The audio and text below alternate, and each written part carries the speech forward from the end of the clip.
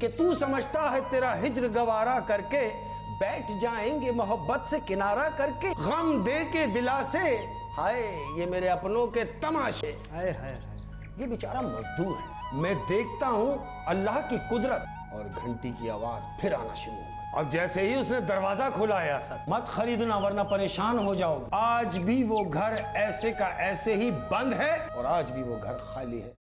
बिस्मिल्लाहिर्रहमानिर्रहीम, अस्सलाम वालेकुम। आप देख रहे हैं खामोशी ऑफिशियल। मैं सैयद असद अब्बास। आप लोगों का बहुत बहुत शुक्रिया। आप लोगों ने कमेंट्स की सूरत में, लाइक की सूरत में हमें बहुत अच्छा रिस्पांस दिया है और आप लोग जो चाहते थे वही हो गया। आप लोग समझ गए होंगे कि मैं क्या कहना चाहता हूँ। अस्सलाम वालेकुम शेख साहब, कैसे हैं?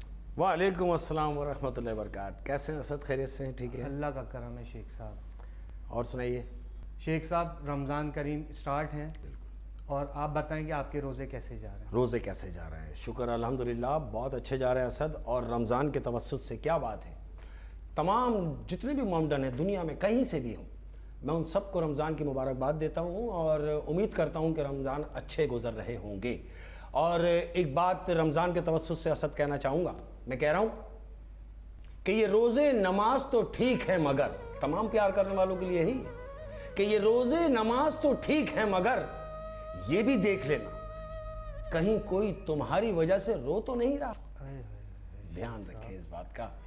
और क्या कहूँ कि जितने भी प्यार करने वाले हैं उन तमाम लोगों का बहुत शुक्रिया जो रिप्लाई आप लोगों ने दिया है कमेंट्स की सूरत में, लाइक की सूरत में। और आप ये चाहते थे कि भाई शेख साहब यहाँ बैठें, बिल्कुल बैठें, बैठा हूँ इंशाअल्लाह उल अज़ीज़, आगे भी बैठना ही है। लेकिन वो मुझे कैसे पता चलेगा कि मेरे प्यार करने वाले, मैं जिन्हें अपना फैमिली मेम्बर कहता हूँ, वो आप लोग हैं। तो आप लोगों का प्यार मुझे चाहिए। खामोशी ऑफिशियल पे आप लोगों की मोहब्बत का मुझे अंदाज़ा होना चाहिए कि आप लोग हमें देखना चाह रहे हैं, हमें सुनना चाह रहे हैं। तो हमारी कोशिश है कि अल्हम्दुलिल्लाह आपके म्यार पे पूरा उतर सके। अच्छा शेख साहब, दोस्त कैसे होने चाहिए? हाँ सर कह रहे हो दोस्त कैसे होने चाहिए? बिल्कुल। मैं क्या बात, देखो एक मजे की बात आ गई, याद आ गई कि जहां पीने पिलाने का एहतमाम ना हो, जहां पीने पिलाने का एहतमाम ना हो। शाबाश, कह रहा हूं कि जहां पीने पिलाने का एहतमाम ना हो, किसी शरीफ की ऐसी जगह पे शाम ना हो, मैं दोस्ती का हर बढ़ता हाथ चूमता हूं, बस शर्त यह है बंदा नमक हराम ना हो। हाय हाय हाय हाय हाय हाय शेख साहब, दिल चीर दिया आपने। और कितनी मजे की बात है सर, कह रहा हूं कि जिंदगी चैन से गुजर जाए, जिंदगी चैन से गुजर जाए। जो लोग आपको कुछ दिनों के लिए मिलते हैं, प्यार देते हैं और फिर गायब हो जाते हैं, ये उनके लिए कह रहा हूं कि जिंदगी चैन से गुजर जाए, तू अगर जहन से उतर जाए। तू समझता है कि तेरा हिज्र गवारा करके, तू समझता है कि तेरा हिज्र गवारा करके, हिज्र पास नहीं है, छोड़ के चला गया, सही हिज्र है कि तू समझता है तेरा हिज्र गवारा करके बैठ जाएंगे मोहब्बत से किनारा करके, करना हो ताल्लुक तो कुछ ऐसे करना है कि करना हो ताल्लुक तो कुछ ऐसे करना, हमें तकलीफ ना हो जिक्र तुम्हारा कर। है क्या गहरी बात कर गया आप। और असद यहां सबको सब जानते हैं, यहाँ सबको सब जानते है दुनिया कि यहां सबको सब जानते हैं, खुद को कोई नहीं जानता। क्या कैसी बात है, हाय। और इसमें एक बात याद आ गई कि गम दे के दिला से, गम दे के किसी ने आपको तकलीफ पहुंचाई और फिर आपको इत्मीनान करा रहा, तो उसके लिए कह रहा हूं गम दे के दिला से हाय ये मेरे अपनों के तमाशे। ये अपने ही होते हैं क्योंकि अपनों को ये पता होता है कि कहां पे उंगली रखनी है जहां पे इसको दर्द हो, अपनों को ही पता होता है असद। और कह रहा हूं तमाम प्यार करने वालों की नजर है कि तेरी सोच में ही गुजर गई, तेरी सोच में ही गुजर गई दुनिया, कि तेरी सोच में ही गुजर गई वो जो उम्र थी बड़े काम की। क्या सोचते में ही गुजर गई। आय है। तो हमारा टॉपिक, तो शेख साहब आज की कहानी। हाँ असद, आज की कहानी। असद आज की अपनी जो कहानी है, मैं ये समझता हूं कि हमारा थॉट जो है, वो टॉपिक जो है, वो हम हॉरर ही करते हैं। लेकिन मेरी कोशिश ये होती है, हमेशा से रही है, कि अल्हम्दुलिल्लाह हमारे लफ्ज़ों से, हमारी बातों से अगर किसी में सुधार आ जाता है, बिल्कुल, तो मैं समझता हूँ कि हमारी मेहनत वसूल हो जाती है। एक मैसेज। बिल्कुल ऐसे ही है। तो आज जो मैं कहानी आपको सुनाने जा रहा हूँ, वो तमाम लोगों के लिए है, एक सबक आमोज चीज़ है कि समझें। हुआ कुछ यूं कि ये एक मिडिल क्लास फैमिली है। इसमें 2 मियाँ बीवी हैं और इनके 2 अदद बेटे हैं, बेटी कोई नहीं। अच्छा। 2 बेटे हैं। अब वो बेटे यानी अभी छोटे हैं, और ये जो आदमी है ये बेचारा मजदूर है। मजदूर मीन्स राजगीर, जो मजदूरी का काम करते हैं, मकान जो बनाते हैं, मजदूर है। मजदूरी करता है, टाइम गुजर रहा है, बच्चे चूंकि अभी छोटे हैं, लेकिन जो इसकी बीवी है वो बड़ी नेक औरत है। नमाजें पढ़ना, अल्लाह को याद करना, बीवी इसी में शुक्र में है कि अल्लाह कभी तो बेहतर करेगा, सही। और वही करने वाला है असल। अब वक्त गुजर रहा है, तो बीवी ने अपने शौहर से कहा कि सुने, अगर मुमकिन हो सके, चूंकि हम तो किराए के घर में रहते हैं और मैं समझ सकती हूं कि हम बचाएंगे कैसे, जाहिर है जो आप लाते हैं वो लग जाता है, तो एक कोशिश हम मिलके ये कर सकते हैं कि हम कुछ पैसे बचा के हम बॉन्ड खरीद लेते हैं। अच्छा। बॉन्ड समझते हैं? जी जी, bond, price bond. Price bond, हम प्राइस बॉन्ड ले लेते हैं। ये अपने मियाँ से कह रही है, तो वो कहता है, नेक वक्त, बॉन्ड भी तो पैसों से ही आएंगे, बिल्कुल। और वो पैसे आएंगे हमारे पास एक्स्ट्रा, अपनी जरूरत से ज्यादा, तो हम बॉन्ड ले लेंगे। तो बीवी उससे कह रही है कि आप परेशान ना हो। अरे भाई आप समझिए, जब हम बॉन्ड ले लेंगे, खुदा ना खास्ता कभी परेशानी अगर हुई हद से ज्यादा, तो हम वो बॉन्ड बैंक में जाके कैश करा सकते हैं। वो तो कैश ही होता। ठीक है ना, ऐसे ही। तो इसने अपने मियाँ को समझाया कि आप कोशिश करके 1-2 बॉन्ड ले लें। दिन गुजर रहे, कोई 8-10 दिन गुजरे,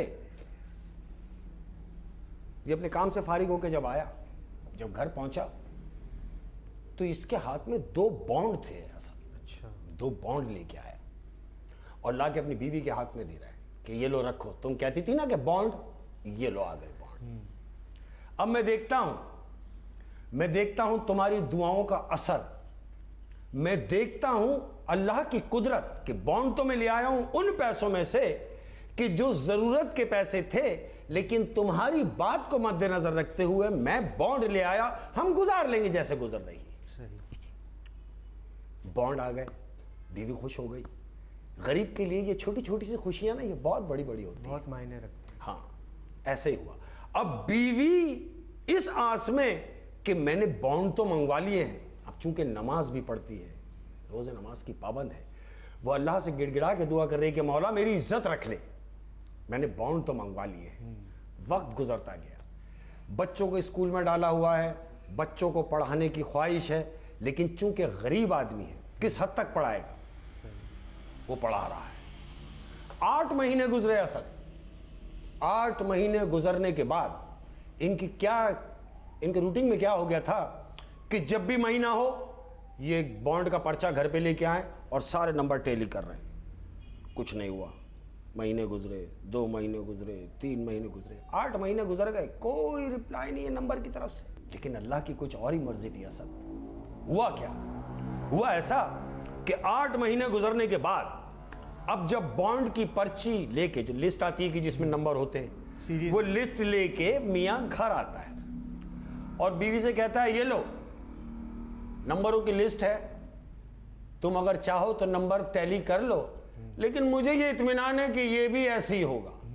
उसने पर्ची दी, बीवी ने उसको खाना दिया, वो खाना खा रहा है। अब वो जो बीवी है उसकी, वो नंबर टैली कर रही है, नंबर टैली करती है। एक बॉन्ड फारिग कर दिया, दूसरा बॉन्ड लिया, अब नंबर टैली कर रही है। असद, वो नंबर क्या टैली करती, वो क्या नीचे जाती कि जो पहला प्राइज है फर्स्ट में नंबर वही है जो दूसरा बॉन्ड उसके हाथ में लग गया उनका नंबर, वो बॉन्ड लग गया। अब जब इसका बॉन्ड लग गया तो मियाँ खाना खा रहा है, ये एकदम खुशी से एकदम खड़ी हो गई कि अल्लाह तेरा शुक्र है। इसने बोला क्या हुआ? अरे भाई क्या हुआ, इतनी खुश क्यों हो? कहती है मैं ना कहती थी कि वो बड़ा गफूर रहीम है। उसने बोला हाँ बिल्कुल ऐसे ही। तो कहती है देखो, उसने अपने मियाँ को दिखाया, नंबर टैली किए, फर्स्ट प्राइज लग गया।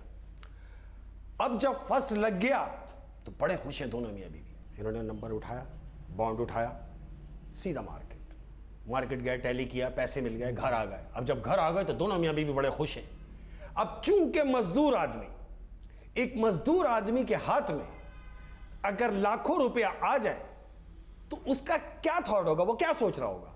वो अपनी बीवी से कह रहा है कि भाई देखो भाई पैसे तो आ गए, मैं अब ये सोच रहा हूं कि अब इन पैसों से कोई काम कर लेते हैं। चूंकि बीवी बड़ी समझदार है, वो कह रही है कि हम कब तक इस किराए के मकान में रहेंगे, तो हमें सबसे पहले यह काम करना है कि हम एक अपनी छत ले लें इन पैसों से। वो कहता है हाँ बात तुम्हारी सही है, और ऐसा ही हुआ, घर ले लिया। अब इन्होंने जब घर ले लिया तो जाहिर है बच्चे बड़े हो रहे हैं, इस दौरान बच्चे बड़े होते चले गए, इन्होंने घर ले लिया, डबल घर ले लिया है।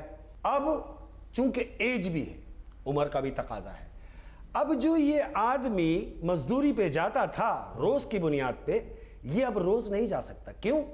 कि अब उसमें वो सक्कत नहीं है, बच्चे बड़े हो गए। लेकिन एक चीज शेख साहब, माँ बाप थे, इन्होंने सब्र किया, हाँ। अल्लाह ने उनको वो मुकाम दिया। बिल्कुल ऐसे ही, बिल्कुल ऐसे ही। सब्र में बड़ी बरकत है, सब्र में बड़ी बरकत है। और क्या बात है सब्र की, मैं वहां बाद में आऊंगा, मैं टॉपिक से हट जाऊंगा, मैं उधर आ रहा हूं, पहले कहानी पे। हुआ क्या, घर ले लिया, ऊपर नीचे घर बनाया, डबल मंजिला घर बना लिया, बच्चे बड़े हो गए, बच्चों की शादियां करा दी, बच्चों को पढ़ाया लिखाया, यानी उस दौरान के जिस दौरान इन्होंने खुद फाके किए, लेकिन औलाद को पढ़ाया। अब जब बच्चों की शादियां हो गई, बच्चों की बीवियां आ गई, तो वो बच्चों का एटीट्यूड चेंज हो गया। अच्छा। वो हुआ क्या, अब चूंकि बाप मजदूरी पे नहीं जाता है, ऊपर वाले फ्लोर पे बाप का एक कमरा, एक बेटे का एक कमरा, नीचे वाले फ्लोर में एक बेटे का कमरा और एक कमरा खाली है जो कोई मेहमान वगैरह आ जाता है उसके लिए। तो बाप ऊपर ही रह रहा है, एक बेटा नीचे है, एक ऊपर है। अब हुआ क्या कि जब बच्चों की शादी करा दी गई तो दोनों मियाँ बीवी बूढ़े हो रहे, जाहिर है एज हो गई। जब एज हो गई, माँ को अचानक अटैक हुआ, फौरन हॉस्पिटल लेके भागे। अब जब हॉस्पिटल लेके भागे तो असद इससे पहले कि हॉस्पिटल पहुंच पाते, वक्त ने इतनी मोहलत ही ना दी, उस औरत की रास्ते में ही डेथ हो गई, हॉस्पिटल भी ना पहुंच पाई, मर गई। अब ये अपने आप को अकेला महसूस कर रहा है। बच्चे तो हैं, बहुए भी हैं, लेकिन चूंकि शरीक हयात नहीं है, बीवी मर चुकी है, अपने आप को अकेला महसूस कर रहा है। बीवी मर जाने के बाद कमरे में अकेला होकर रह गया। बीमार तो ये भी था, लेकिन अब इस हद तक बीमार तो ये भी था, लेकिन इस हद तक बीमार हो गया कि जहनी बीमार हो गया। अब इसने बिस्तर पकड़ लिया है बीवी की याद में कि वो भी चली गई, और इन हालात में छोड़ के चली गई कि जब मुझे उसकी जरूरत थी, सही, वो छोड़ के चली गई। औलादों ने क्या किया, यानी बच्चों ने क्या किया, रात हुई तो रात में इसकी अचानक इस शख्स की तबीयत खराब हो गई। अच्छा। अब ये अपने कमरे में खांस रहा है, बुरी तरीके से खांस रहा है। अब जब खांस रहा है तो जिस बच्चे के साथ वो ऊपर रहता है, ऊपर वाले बच्चे की आंख खुलती है। वो उठा, इसने देखा कि यार अब्बा खांस रहे हैं। ये उठा, अब्बा के कमरे में गया। अच्छा। बोले क्या हुआ अब्बू? ये अब्बा के कमरे में गया और जाके पूछ रहा क्या हुआ अब्बू, खैरियत? बोला कुछ नहीं बेटा, मुझे पानी पकड़ा दो, मैं बिस्तर से उठ भी नहीं सकता। बोले हाँ मुझे मालूम है। पानी का गिलास दिया, अब्बा ने पानी पिया, रखा, बच्चा चला गया। दिन निकला। अब जब दिन निकला तो जो ऊपर बच्चा साथ रहता है असद, उसकी बीवी उससे कह रही है कि ये बराबर में तुमने अपने अब्बा को डाल रखा है, ये सारी रात खांसते हैं, सारी रात खांसते रहते हैं, जिससे हमारी नींद खराब होती है। तो वो कहता है मैं फिर क्या करूं? वो कहती है एक काम करो, अब्बा को जीने के नीचे जो कमरा, छोटा सा खोली जो है, जो जीने के नीचे बनी हुई खोली है, जो हम कभी चौकीदार के लिए रखते थे, वो कह रही है कि अब्बा को उस कमरे में शिफ्ट कर दो। वो कह रहा है कि अब्बा कैसे मानेंगे? कह रही है अरे मानेंगे कैसे नहीं, बिल्कुल मान जाएंगे। और अगर ऐसी बात है तो तुम एक काम करो, तुम बड़े भाई को भी शामिल कर लो, बड़े भैया को शामिल करो, आप दोनों मिलकर अब्बा को फोर्स करेंगे तो अब्बा नीचे चले जाएंगे। ऐसा ही हुआ असल। दोनों बच्चों ने अब्बा के कमरे में बैठकर और अब्बा को मस्के लगा रहे हैं कि अब्बा, बोला अब्बा नीचे उतरने में भी आपको तकलीफ होती है, हम पकड़ के आपको नीचे लेके जाते हैं। तो बाप जानते हो क्या कह रहा है? बाप कह रहा है कि बेटा तुम एक काम करो, वो जो जीने के नीचे खोली खाली है, तुम उस खोली को साफ करवा दो, मैं उस खोली में रहना चाहूंगा। बजाय इसके कि बच्चे कहते, बाप समझ चुका था कि ये मुझसे क्या कहने जा रहे हैं। बाप ने खुद कहा कि तुम वो जो जीने के नीचे जो खोली है, उस खोली को साफ करवा दो, मैं उस खोली में रहना चाहता हूं। दोनों भाइयों ने एक दूसरे की शक्ल देखी, कह रहे हाँ हाँ अब्बा क्यों नहीं। ऐसा ही हुआ। अब्बा का सारा तामझाम उठा के उस खोली में ले आकर रख दिया। अब अब्बा उस खोली में है। हस्बे दस्तूर वक्त गुजर रहा है। अब जब वक्त गुजरा, 2-4 दिन गुजरे अब्बा को नीचे जाए, खोली में गए हुए, अब्बा की अचानक रात को तबीयत खराब हो गई। वो खांस रहे हैं बुरी तरीके से। अब जब खांस रहे हैं तो जो नीचे बेटा रहता है, उसकी बीवी की आंख खुल गई। अच्छा। वो अपने शौहर को उठाती है, वो उठा, क्या हुआ? कहती सुन रहे हो, ये ऊपर की बला नीचे टाल दी, इन लोगों ने नीचे भिजवा दी। अब ये बुढ़ा सारी रात हमारा दिमाग खराब करेगा, ये यहां खांस रहा है, इसका कोई इलाज क्यों नहीं करते? तो बेटा कह रहा है इलाज क्या करना है? कहती आप एक काम कीजिए, आप इन्हें ओल्ड एज होम में छोड़ के आ जाए। वो कहता है ऐसे कैसे मुमकिन होगा, दुनिया वाले क्या कहेंगे? कहती अरे कुछ नहीं होगा, क्या कहेंगे, और भी तो लोगों के मां बाप वहां हैं, तो ये भी चले जाएंगे, इसमें कौन सी ऐसी बात है? ये कहता है ये काम मैं अकेले नहीं कर सकता, इस काम के लिए मुझे छोटे को शामिल करना पड़ेगा। कहती है तो शामिल करो। बीवी कह रही है तुम छोटे को शामिल करो ताकि तुम दोनों मिलके इन्हें ओल्ड एज होम छोड़ के आ जाओ।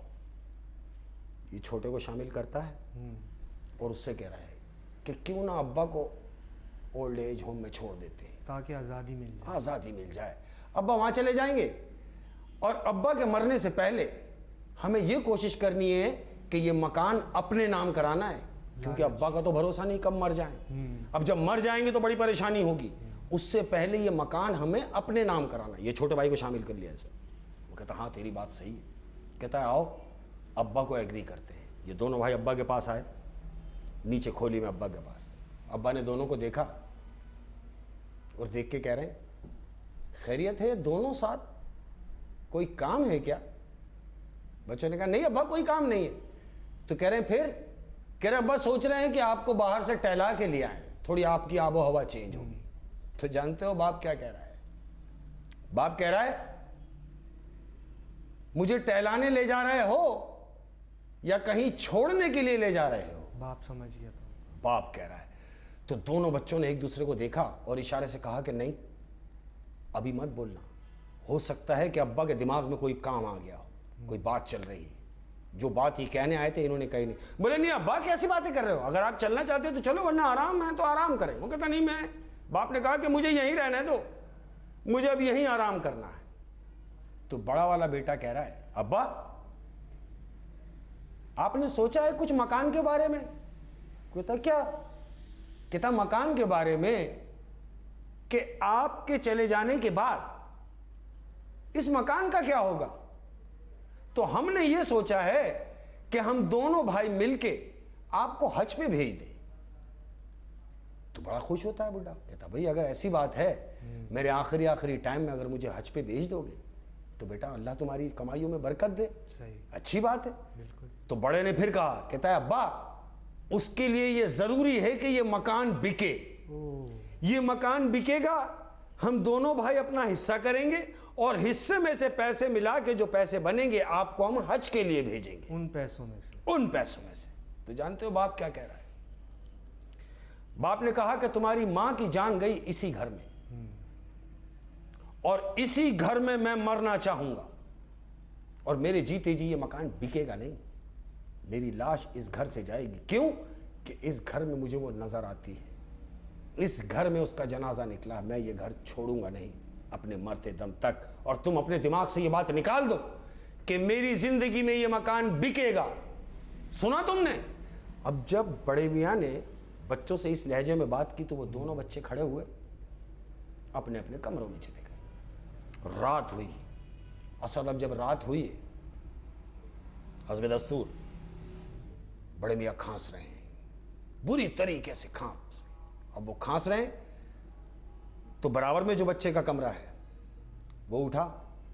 उठने के बाद अब्बा की तरफ आया, अब्बा खैरियत है? अब्बा ने इशारे से पानी का कहा। उसने पानी का गिलास दिया, पानी पिया, इशारे से पूछा और कुछ? बोला नहीं कुछ नहीं। वो वापस निकला, पानी पिला के अपने कमरे में चला गया। कोई घंटा सवा घंटा गुजरा, बड़े मियाँ ने फिर खांसना शुरू किया। अब बुढ़ापा है ना, फिर वहां तो एक आदमी चाहिए, बिल्कुल उसको एक आदमी चाहिए ताकि उसकी देखभाल कर सके। तुम बाप से सिर्फ इतना पूछने आ रहे हो खैरियत है, बस ऐसा ही हुआ। बड़े मियाँ खांस रहे हैं, बेटा दोबारा उठा और दोबारा बड़े मियाँ के पास। और जानते हो कमरा खोलते ही, वो जो खोली का दरवाजा खोलते ही अब्बा से क्या कह रहा है?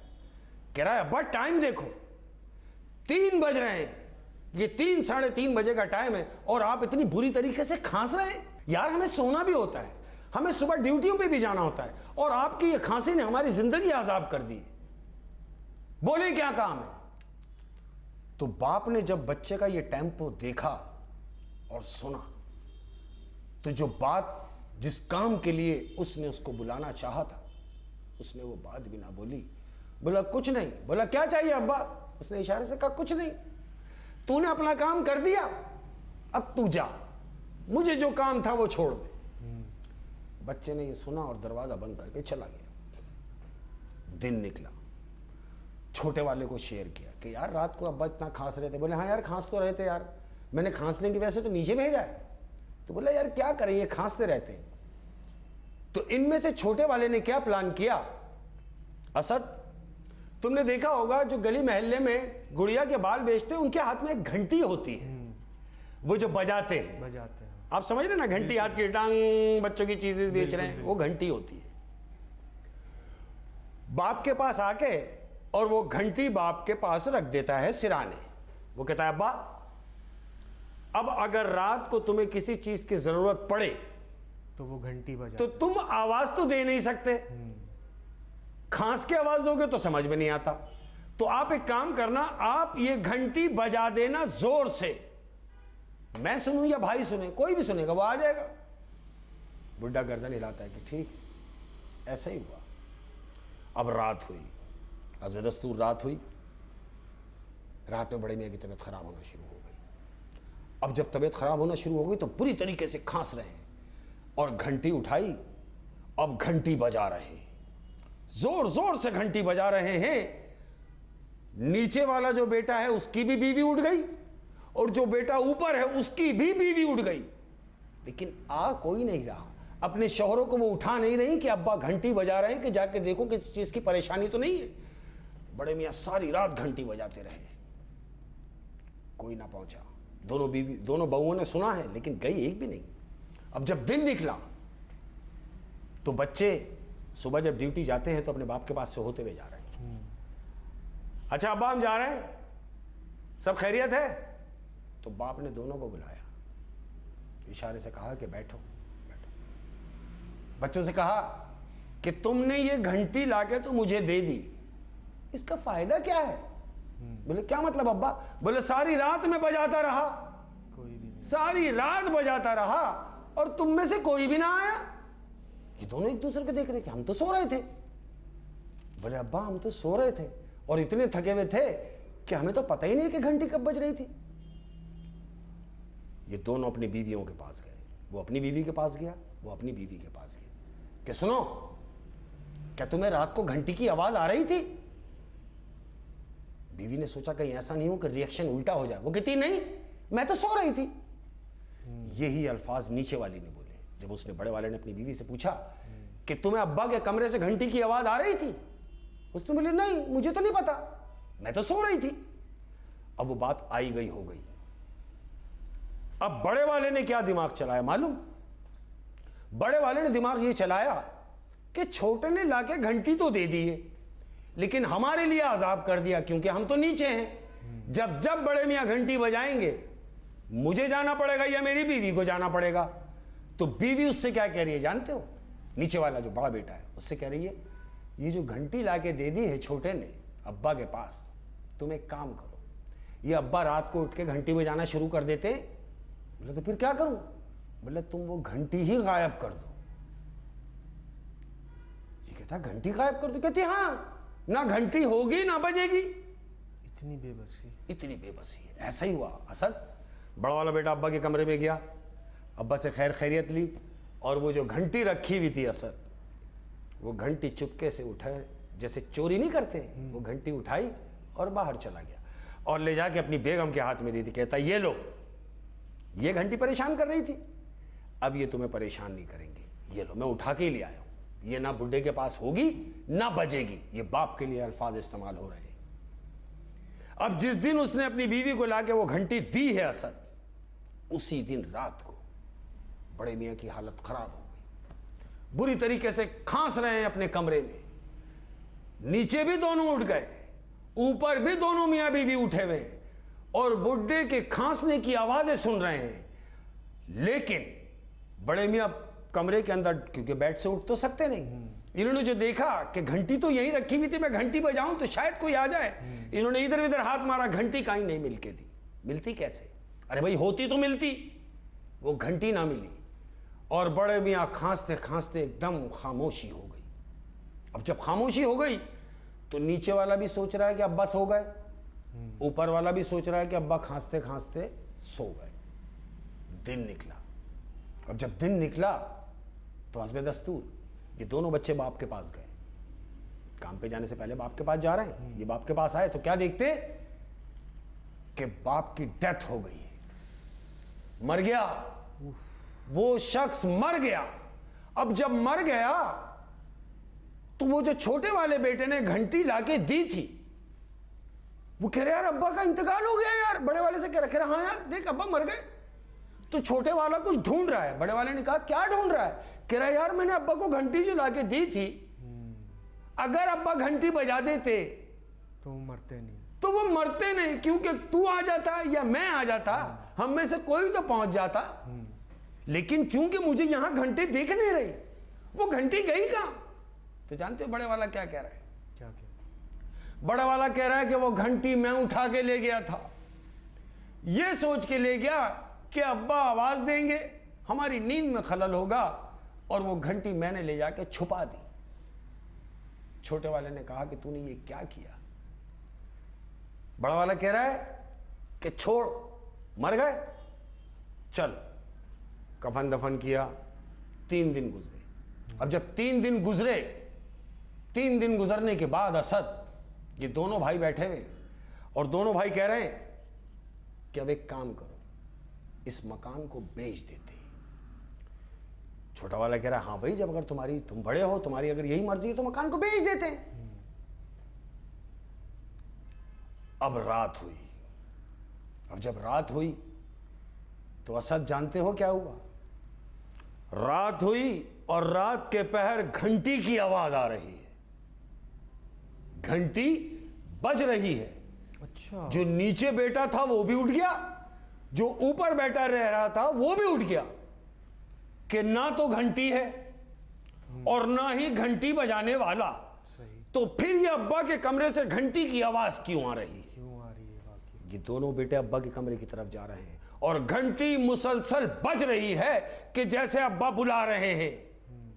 इन्होंने अब्बा के कमरे का दरवाजा खोला, अंदर देखा, ना तो अब्बा है ना घंटी है। दरवाजा खोलते ही वो आवाज खत्म हो गई। वो जो घंटी की आवाज आ रही थी वो बंद हो गई। ये दोनों भाई एक दूसरे को देख रहे हैं कि यार घंटी की आवाज पे तो मैं भी नीचे उतरा हूं और घंटी की आवाज पे तुम भी बाहर आए हो, तो फिर ये घंटी क्यों बज रही है? ना अब्बा है ना घंटी है। तो बड़ा वाला कह रहा है जितनी जल्दी हो सके ये मकान बेचो, यहाँ से भागो। बिल्कुल ऐसे ही है।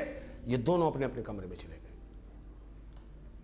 2 मिनट का लम्हा गुजरा है, ये अपने अपने कमरे में गए और घंटी की आवाज़ फिर आना शुरू हो गई। घंटी मुसलसल बज रही है।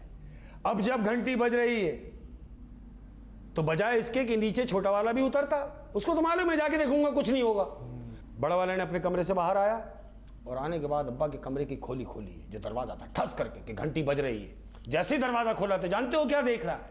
क्या वो देख रहा है असद कि उसका बाप बैठा हुआ है।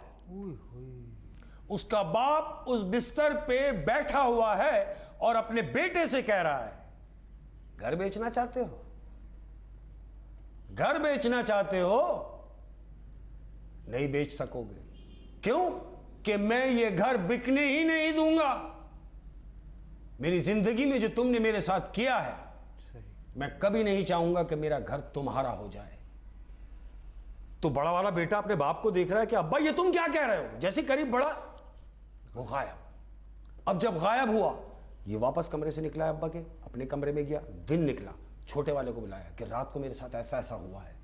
तो कहता है एक काम करते हैं। बोले क्या? बोले यार स्टेट एजेंसी पे जाके बोल दो कि हम ये मकान सेल करना चाहते हैं। दोनों भाई उठे, स्टेट एजेंसी गए। एजेंसी वाले को जाके कहते हैं कि भाई हम मकान बेचना चाहते हैं, बस हम यहाँ से जाना चाहते हैं, औने पौने बिकवा दे। तो वो कहता है अगर ऐसी बात है तो पार्टी मेरे पास है। बोला ऐसी बात है तो बुलाओ। असद वहीं से बैठे बैठे नंबर मिलाया स्टेट एजेंसी वाले ने। किसको? पार्टी को, जो मकान खरीदना चाह रही है। उसको बोला हाँ। बोले हाँ एक मकान है, आके देख लो। पार्टी वहां पहुंची, ये दोनों भाई वहां बैठे हुए हैं। अब जिसको मकान लेना है वो आया। हाँ भाई। बोले भाई ठीक है, मैं मकान का सर्वे करना चाहूंगा। कहता हाँ क्यों नहीं, चलिए। ये इसको लेके अपने साथ घर चले गए। स्टेट एजेंसी वाला, जिसको मकान चाहिए वो, और ये दोनों भाई, ये 4 आदमी उस घर पे चले गए जो उनके बाप का घर है। उन्होंने कहा चले मैं हम आपको अपना घर दिखा देते हैं। वो कहता नहीं आप लोग यहीं बैठे, मैं अकेला देख लूंगा। ऐसे ही हुआ। उसने ऊपर का पूरा पोर्शन देखा, नीचे आया, नीचे का पूरा पोर्शन देखा। अब वो उस जगह जा रहा है जहां उनके बाप की खोली थी। उस दरवाजे पे गया और बच्चों से पूछ रहा है कि भाई ये, वो कहता हाँ ये छोटी सी खोली है। तो बोले ये भी खोल दो। बोले लॉक खुला हुआ है, आप जा सकते हैं। अब जैसे ही उसने दरवाजा खोला है असद, तो क्या देखता है मालूम? कौन? जिसको वो मकान लेना है। उसने दरवाजा खोला तो अंदर क्या देख रहा है कि एक बूढ़ा शख्स लेटा हुआ है। इसने दरवाजा खोला और वो जो बूढ़ा शख्स लेटा हुआ है वो उससे मुखातिब है और कह रहा है आओ अंदर आओ, मैं तुम्हारा ही इंतजार कर रहा था। अब जो शख्स आया है उसको नहीं मालूम कि इनका बाप मर चुका है। आप समझ रहे हैं? बिल्कुल। उसको तो यही पता है कि ये इनका बाप है। सही। या कोई भी अगर है तो ये तो कोई शख्स है। उसको अंदर बुलाया, उसको अपने सामने बिठाया और उससे कहते हैं कि तुमने खरीदना है मकान? बोले हाँ मैंने खरीदना है। कहता है मत लो, मत खरीदना वरना परेशान हो जाओगे। तो वो कहता है अगर मेरे बारे में आएगा और मेरे नफे में होगा तो मैं क्यों ना लूं। और मुझे ये बात जो कह रहे हो, आप कौन हो? शेख साहब वो जो मकान देखने आया है वो वहां पे बात कर रहा है? बात कर रहा है। और बात क्या हो रही है? जैसे इसने दरवाजा खोला तो बड़े मियां ने उससे कहा कि आओ अंदर आओ, मैं तुम्हारा ही इंतजार कर रहा था। अब चूंकि जो अंदर आया उसको नहीं पता कि इनका बाप है और ये मर चुका है। वो अंदर आया, वो बड़े मियां जो बेड पर है वो उनसे मुखातिब हुए जो लेने आया मकान। तो तुम मकान खरीदोगे? वो कहता हाँ अच्छा लगा, अच्छा बनाया है, मैंने लेना है। तो वो बड़े मियां कह रहे हैं कि मत लेना, नहीं तुम अगर ये घर लोगे तो परेशान रहोगे। वो कहता भाई परेशान क्यों रहूंगा मैं?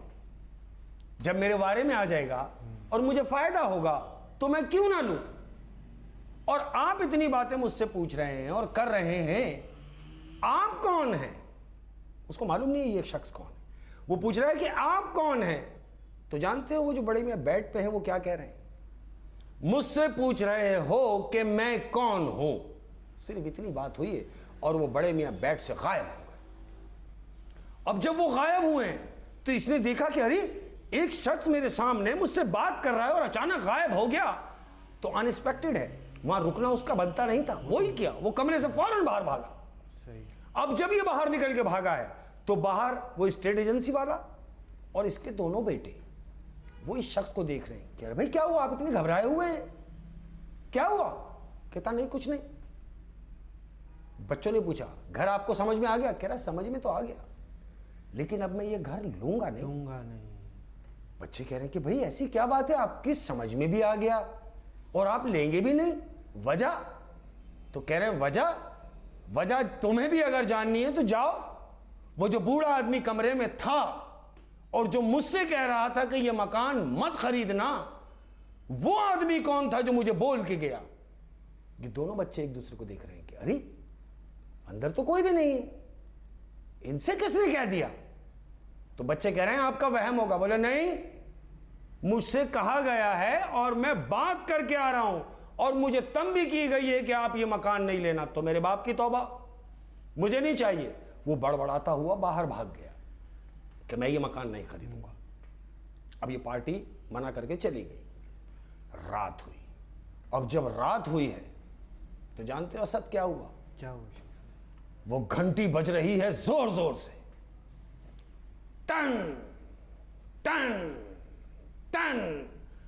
नीचे वाला बेटा जो है वो भी उठ गया, ऊपर वाला भी उठ गया, पड़ोस के लोग भी उठ गए कि इतनी तेज घंटी क्यों बज रही है? इतनी जोरदार बजी, जोरदार घंटी बज रही है। आस पड़ोस वाले भी उठ गए, पड़ोस वाले भी उठ गए। ये दोनों बच्चे, ऊपर वाला नीचे आया, नीचे वाला भी जमा हुआ कि भाई ये घंटी, ना तो अब्बा है ना घंटी मौजूद है, फिर ये कमरे से आवाजें क्यों आ रही है? अब्बा की खोली में से आवाज आ रही है घंटी की। ये दोनों भाई हिम्मत करते हुए अब्बा की खोली की तरफ गए और जैसे ही खोली का दरवाजा खोला तो खोली में कुछ भी नहीं, एकदम पिक साइलेंट। उन्होंने बोला यार ये क्या बात है? अपने अपने कमरे में चले गए।